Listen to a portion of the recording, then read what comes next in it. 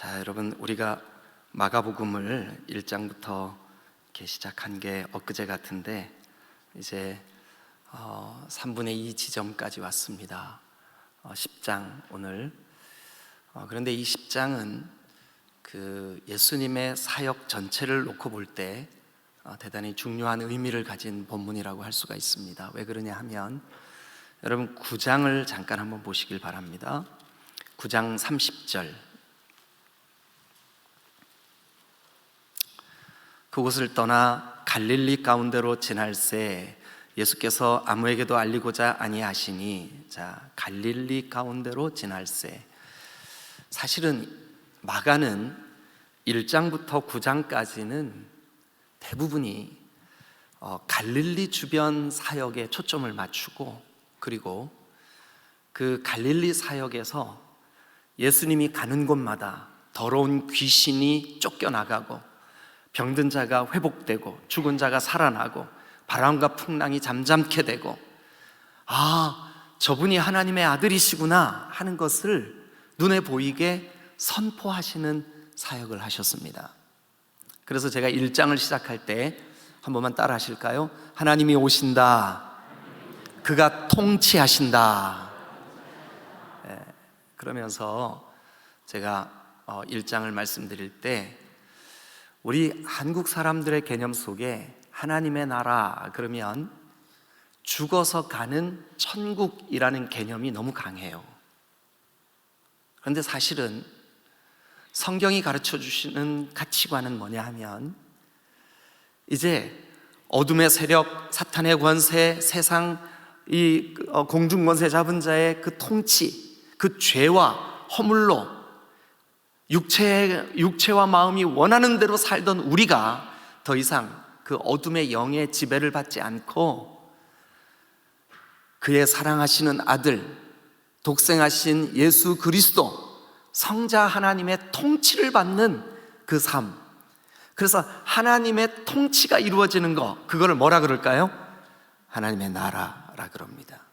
그래서 기억하십시오. 이 땅에서 하나님 나라를 살지 않으면 죽어서도 하나님 나라에 들어갈 수가 없습니다.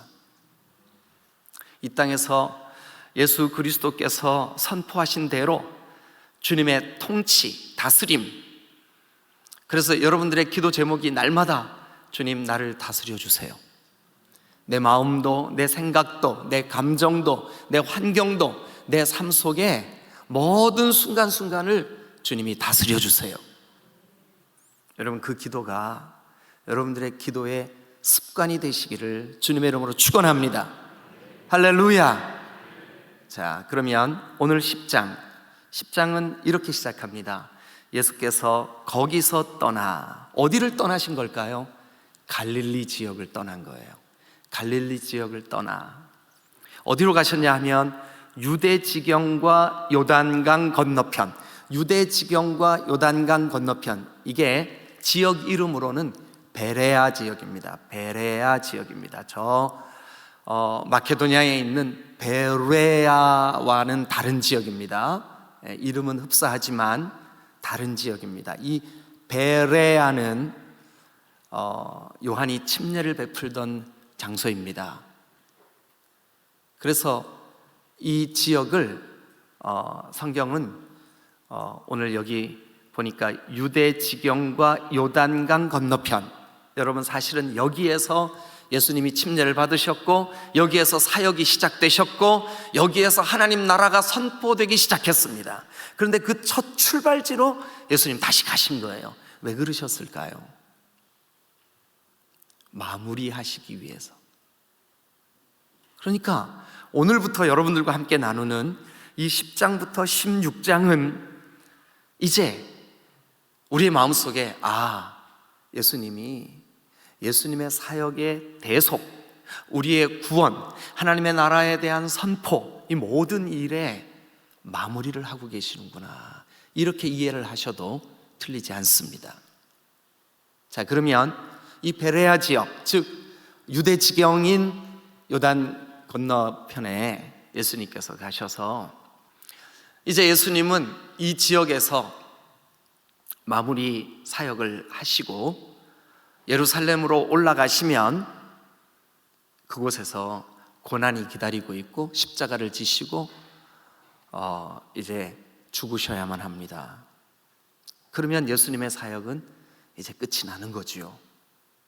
자, 그러면 죽음을 이제 여기 손을 펼치면 잡힐 듯한 그 자리에 예수님께서 내가 이제 세상을 떠날 때가 다가오는구나. 예수님의 마음이 급하셨겠죠. 그래서 사실은 오늘 이 10장은 제가 이 10장 전체를 본문으로 선택을 할까 사실은 고민을 많이 했어요. 그런데 그렇게 하면 우리가 함께 나누는 이 시간도 짧지만 스토리가 분산될 것 같아서 13절부터 31절만 본문으로 채택을 했습니다. 자, 그런데 여러분들은 지금 오늘 저랑 같이 이 말씀을 따라오시면서 마음의 느낌은 어때야 되냐 하면 예수님이 사역의 끝자락에 와 계시는구나. 그리고 지금 마음이 급하시구나. 빨리 1장서부터 시작했던 그 하나님이 오신다, 그가 통치하신다, 육신을 입고 성자 하나님으로 오신 예수 그리스도 왕이신 분이 오신다, 그분이 우리를 통치하신다, 이 사역의 결론 부분에 와 있구나. 그래서 예수님은 지금 인간적으로는 마음이 급하신 거죠. 이 하나님의 나라에 대한 개념, 하나님의 나라에 대한 가치관, 하나님 나라에 대해서 믿어야 되는 제자들이나 그리고 사람들에게 선포해야 될 하나님의 나라에 대해서 이제는 마무리를 하셔야 될 상황까지 온 거죠. 그래서 여러분, 우리가 다 읽지 못했지만 여기 10장에 보시면, 자, 여러분 14절 한번 같이 보실까요? 14절 끝부분에 보면 어린아이들이 내게 오는 것을 용납하고 금하지 마라. 다 같이 읽겠습니다. 시작. 하나님의 나라가 이런 자의 것이니라. 밑줄 한번 그어보세요. 하나님의 나라가 이런 자의 것이다. 하나님의 나라와 개념이 같은, 자, 그 다음 질문 17절을 한번 보세요. 17절. 선생님이여 부터 같이 읽죠. 시작. 선생님이여 내가 무엇을 하여야 영생을 얻으리이까? 무엇을 하여야 영생을 얻으리이까? 여러분, 어떻게 해야 하나님의 나라를 들어갈 수 있을까? 어떻게 해야 영생을 얻을까? 우리는 이것이 죽음 이후에 우리에게 펼쳐질 천당, 천국이라고 생각을 하지만 사실은 유대인들은 그런 개념을 가지고 있지 않아요. 영생도 하나님의 속성이 영원하시잖아요. 그래서 그 영원하신 하나님과 어떻게 하면 친밀하게 교제할 수 있습니까? 어떻게 하면 그 하나님을 가까이 할 수 있습니까? 어떻게 하면 그 하나님과 친밀하게 가까워진 삶을, 그 주님과의 교제를 제가 이루어갈 수 있습니까? 이런 질문으로 봐도 틀리지 않습니다. 그리고 또 여러분, 이 본문이 10장이 하나님의 나라에 대해서 예수님이 지금 정말 얼마 남지 않은 그의 생애에 제자들에게 확실하게 이 개념을 좀 심어주고 가야 되겠다는 마음으로 10장이 계속 그 개념을 붙잡고 있다는 것을, 여러분 몇 절을 보시냐면 25절도 한번 가보세요. 25절 같이 한번 읽어볼까요? 시작. 낙타가 바늘귀로 나가는 것이 부자가 하나님의 나라에 들어가는 것보다 쉬우니라 하시니. 네, 하나님 나라라고 하는 말이 또 나오죠. 그 바로 전절인 24절에도 하나님의 나라에 들어가기가 얼마나 어려운지, 하나님의 나라 계속해서 반복되는 이 마가의 그 기록이 저와 여러분들로 하여금 예수님이 지금 그의 마지막 사역, 처음 침례를 받으시고 사역을 시작했던 그 장소 베레아에 가셔서 거기서 사역을 마무리를 하시고 예루살렘에 올라가셔서 고난을 당하시고 십자가를 지시고 그리고 죽음을 맞이하시고 부활하시고 승천하시는 그 때까지 이제 예수님의 생애에 있어서 마지막 부분을 우리에게 보여주고 계시는데, 예수님은 지금 10장 전체를 우리에게 하나님의 나라를 좀 알려주고 싶어 하시는구나. 자, 한 번만 따라 하시죠. 어떻게 하면 하나님 나라에 들어갈까? 그래서 오늘 제목이 하나님 나라에 들어가려면이에요. 하나님 나라에 들어가려면. 자, 다시 말씀드립니다. 온전한 하나님의 통치가 내 생애 가운데 이루어지려면 이거예요. 하나님과 진정한 교제와 사귐이 있으려면 이거예요. 이게 오늘 주제예요. 여러분, 오늘 이 말씀이 여러분들의 삶과 여러분들의 신앙에 아주 선명하게 오래도록 기억되시기를 주님의 이름으로 축원합니다. 옆 사람에게 인사를 나누시는데요, 이렇게 해주세요. 하나님 나라에 들어가려면 어떻게 해야 될까요? 한번 물어봐 주세요. 자, 한번 해봐 주세요.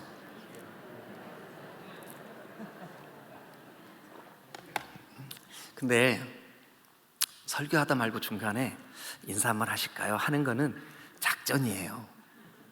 무슨 작전인지 아시죠? 뭐게요? 졸지 마세요. 이 뜻이죠. 예. 안 졸아요. 제가 눈이 아파서 좀 잠깐 감고 있을 뿐이에요. 근데 왜 자꾸 끄덕끄덕 하세요? 안 존다면서. 자, 여러분, 제가 왜 여러분들에게 이렇게 조크하면서 시작을 하냐 하면 이 개념이 너무 중요한데 혹시 여러분들의 마음이 분산될까 봐 걱정돼서 그러는 거예요. 자, 여러분, 우리 복잡하게 이 본문에 접근하지 말고 그냥 간단하게, 저는 오늘 사실 13절부터 16절을 끊어서 한 번, 또 17절부터 22절을 끊어서 한 번, 이런 식으로 설교를 할까 고민을 많이 했어요. 그런데 사실은 주제가 같은 방향을 향하고 있어서 그렇게 하는 것보다는 이거를 한꺼번에 13절부터 31절을 끊어서 설교를 하는 것이 좋겠다, 이렇게 생각을 했어요. 자, 여러분, 어쨌든 우리가 지금 함께 나누려고 하는 이 본문의 물음표는 끊임없이 뭐냐 하면 하나님 나라에 들어가려면이에요. 영생을 얻으려면이에요. 영생에 대한 이 개념도 제가 언젠가 이렇게 독립해서 한번 설교를 하고자 하는 계획이 있습니다. 그런데 오늘은 이 마가를 통해서 우리에게 이 복음으로, 기쁜 소식으로 주신 이 본문이 흠없는 무오한 하나님의 진리의 말씀이 오늘 우리에게 하나님 나라에 들어가려면 어떻게 해야 될까? 첫 번째는 하나님 나라에 들어가려면 어린아이가 하듯이 하나님 나라를 받들어야 합니다. 하나님 나라를 받들어야 합니다. 자, 먼저 우리가 성경을 읽고 그리고 이 말씀을 함께 생각을 하겠습니다. 10장 15절 다 같이 읽겠습니다. 시작. 내가 진실로 너희에게 이르노니 누구든지 하나님의 나라를 어린아이와 같이 받들지 않는 자는 결단코 그곳에 들어가지 못하리라 하시고, 어린아이와 같이 받들지 않는 자는, 거기 밑줄을 한번 그어보세요. 여러분, 하나님 나라에 들어가려면 하나님 나라를, 하나님을, 우리 주 예수 그리스도를 어린아이와 같이 받들어야만 합니다. 그 말의 뜻이 뭐냐 하면 이런 겁니다.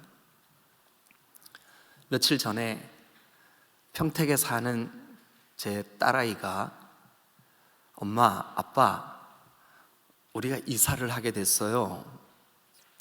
그런데 기존에 살던 집에서 한 15분 정도 떨어져 있는 그 아파트로 이사를 하게 되었는데, 이사를 할 때 아직 첫 돌밖에 안 된 이 아기를 데리고 이사를 하는 것이 불가능하기 때문에 저희 부부에게 이러는 거예요.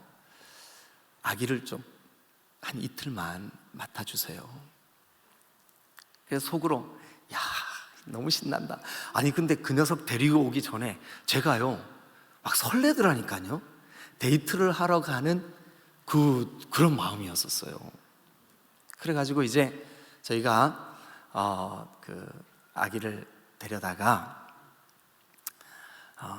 이제 우리 집에 이틀 동안 데리고 있었어요. 쉬는 날인 월요일 아침에 이 아이가 깨어나서 막 이제 뭐 놀아요. 또 우리 부부도 이 아이를 데리고 놀았죠. 그런데 뭐 아기 키워보신 분들 다 알겠지만 하루에 한 2번 정도 자는 시간이 있잖아요, 그죠? 근데 그 아기는 오전에 한 번, 오후에 한 번 꼭 잠을 자는데 이제 오전에 졸리는 시간이 됐어요. 제 아내가 분유를 타서 준비를 하고 이유식도 먹이고 기저귀도 갈아주고 이제 재울 만반의 준비를 다 갖추고 난 다음에 품에 안았어요. 그래 그 턱을 여기다 고이고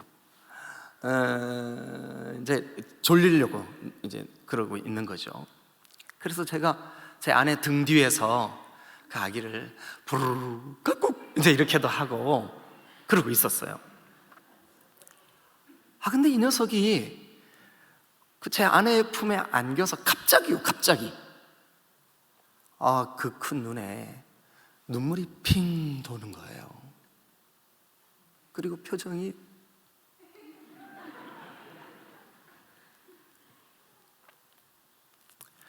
그래서 제가 얼른 우리 예찬이 막 이렇게 얼르고 막 이랬어요.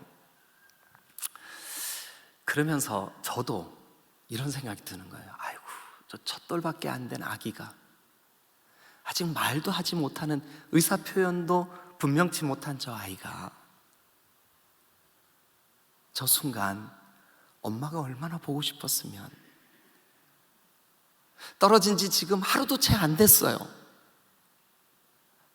그런데 이 아기에게는 엄마가 너무 필요했던 거예요. 여러분, 저희 부부가 얼마나 그 아이를 사랑했겠어요. 얼마나 즐겁게 해주려고 그 아이 앞에서 재롱을 떨었겠어요.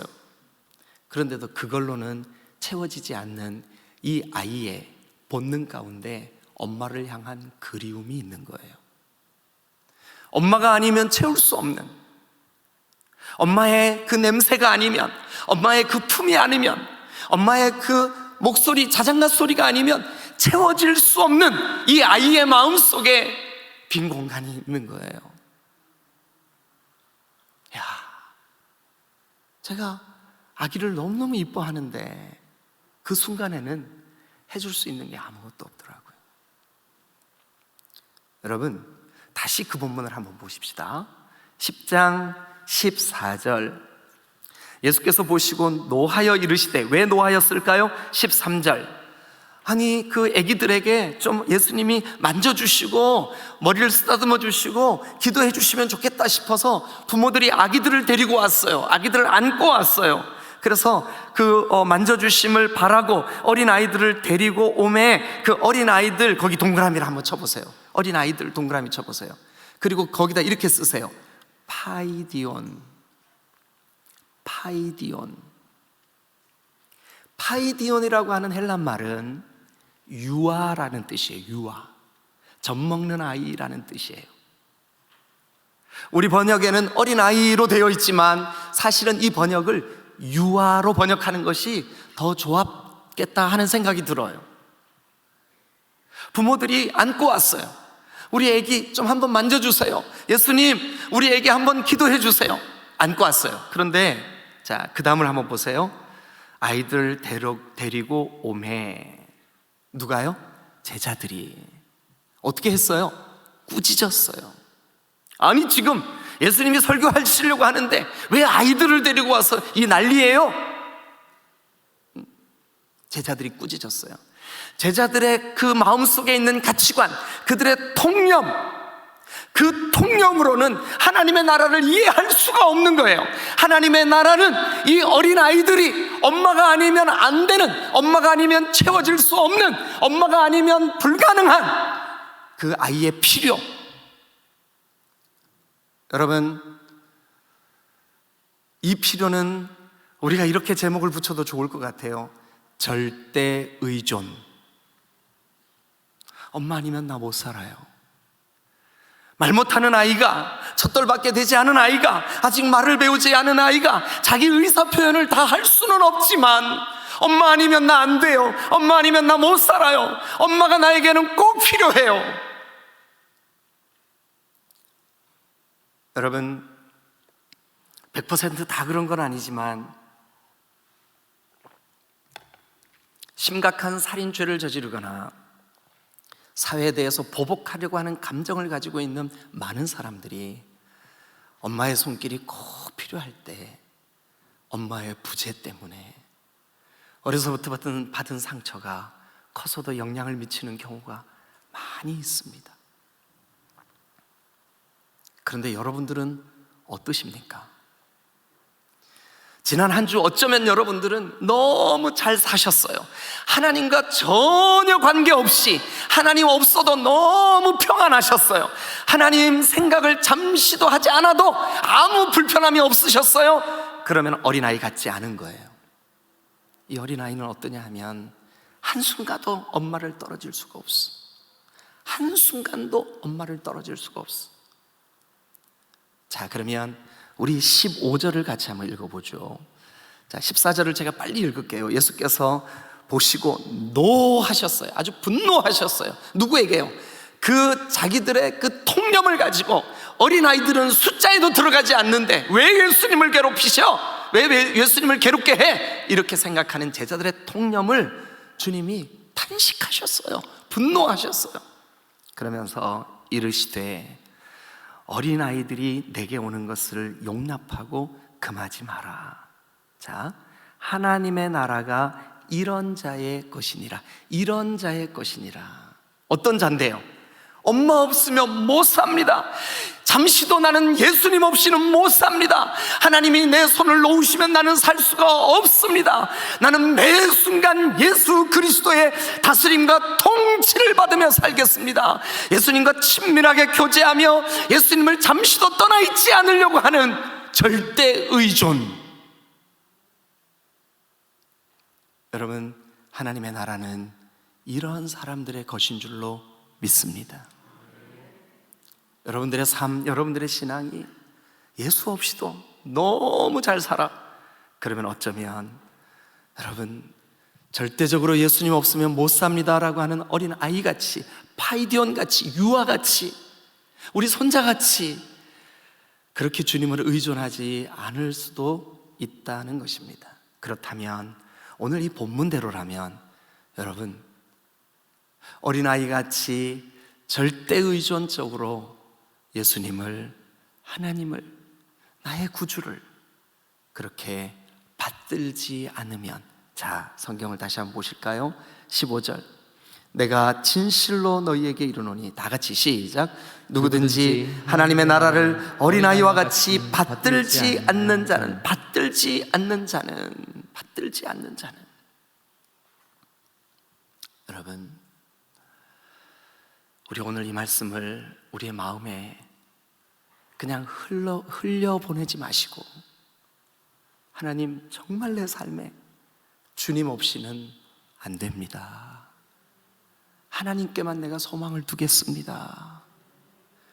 내가 의존할 수 있는 절대적인 주님은, 내 환경에 환난이 있고 핍박이 있고, 근래에 우리가 시편을 함께 나누고 있는데 시편 42편 43편에 보니까 여러분, 사슴이 시냇물을 찾듯이 갈급한 마음으로 하나님을 향하여 찾고 또 찾는 그 사람이 하나님께서 진정으로 사랑하는 사람, 하나님 나라에 합한 사람, 오늘 이 본문에 하나님 나라에 들어가는 사람인 줄로 믿으시기를 축원합니다.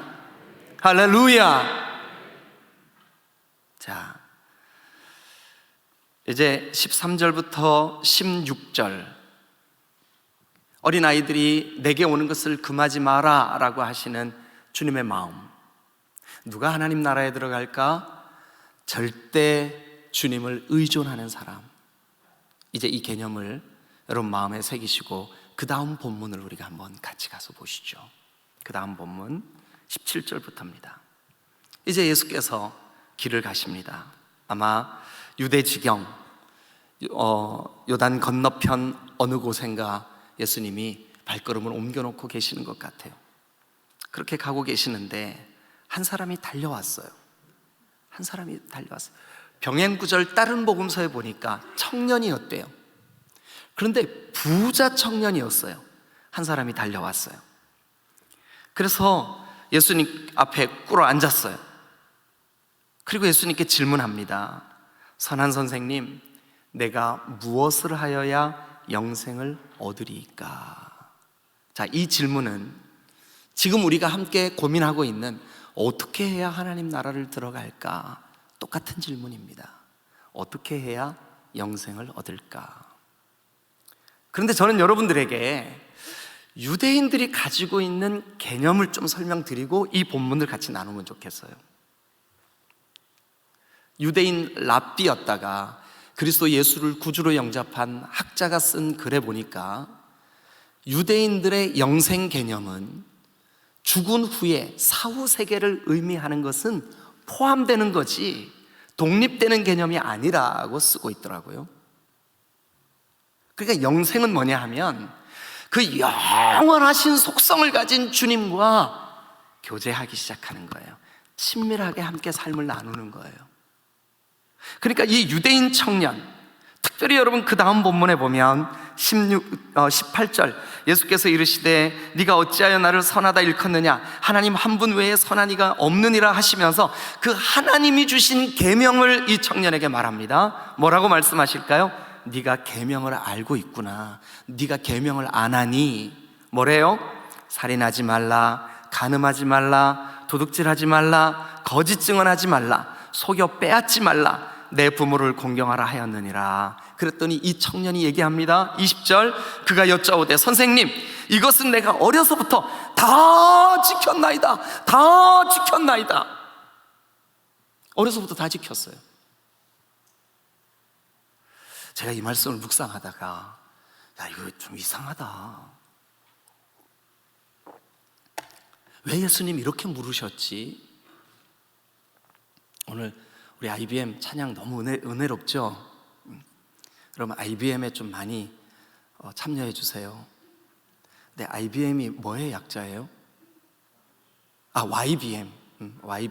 IBM은 IBM 컴퓨터 이름인가? 하여튼 YBM 뭐의 약자예요? 아, 중간에는 좀 틀린 것 같은데. Young Beautiful 뮤지션이요? 그렇구나. YBM에 좀 많이 참여해 주세요. 그 새신랑 새 아닌데 헌인데, 근데 어쨌든 결혼한 지 얼마 안 된 분들의 찬양팀이에요, 우리 교회에. 근데 많이 좀 참여해 주세요. 자, 여러분, 우리 이 본문을 한번 보시면 여러분 10계명에 대한 질문이죠. 너 이 계명 다 지켰냐? 이거죠, 그죠? 예. 그런데 여러분 10계명이 크게 둘로 나뉘어집니다. 1계명에서 4계명까지는 하나님과 인간 관계 속에서 되어지는 계명이에요. 하나님을 사랑해라. 하나님 외에 다른 신을 섬기지 마라. 하나님을 섬길 때 어떤 형상으로든 그 우상을 만들지 마라. 하나님을 예배하는 안식일을 거룩하게 구별해라. 자, 이것이 첫 번째 파트예요. 그러니까 10계명의 앞부분은 너 힘을 다해 하나님 사랑해라. 그런데 이 본문 보세요. 예수님이 이 청년, 어떻게 해야 영생 얻습니까? 질문하러 온 이 청년에게 뭐를 물으시냐 하면 이걸 물으세요. 네가 계명을 아는구나.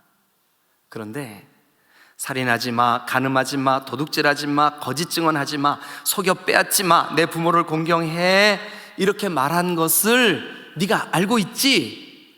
청년이 대답합니다. 아이, 그럼요, 당연하죠. 제가 그거 다 지켰는데요. 그런데 여러분, 제가 다 지켰는데요 라고 대답하면서 이 청년은 순간적으로 어떤 느낌이었을까요? 여러분들이라면 어떤 느낌일까요? 자, 여러분 다시 질문할게요. 10계명 크게 둘로 나뉘어요. 앞에 우선순위로 볼 때 먼저 기록된 것은 하나님과의 관계를 묻는, 하나님과의 관계 속에서 지켜야 될 계명이에요.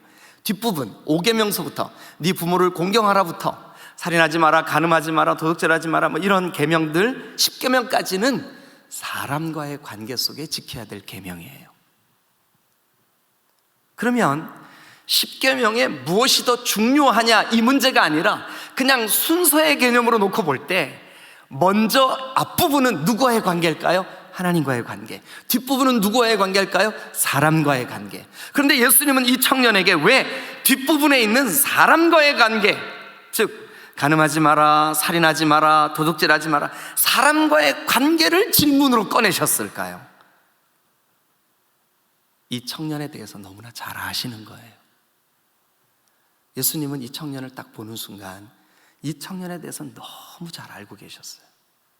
그래서 눈에 보이는 사람과의 관계 속에서는 네가 계명을 잘 지키는 것처럼 그렇게 잘 지키고 있구나. 그러나 보이지 않는 하나님, 너의 인생의 진정한 주인이신 분, 지금 이 마가복음 저랑 같이 여러분 1장부터 말씀을 나누고 온 이 개념, 이 하나님의 나라의 개념으로 볼 때는 네가 너를 온전히 통치해 주셔야 하는 하나님, 그분 정말 사랑하니?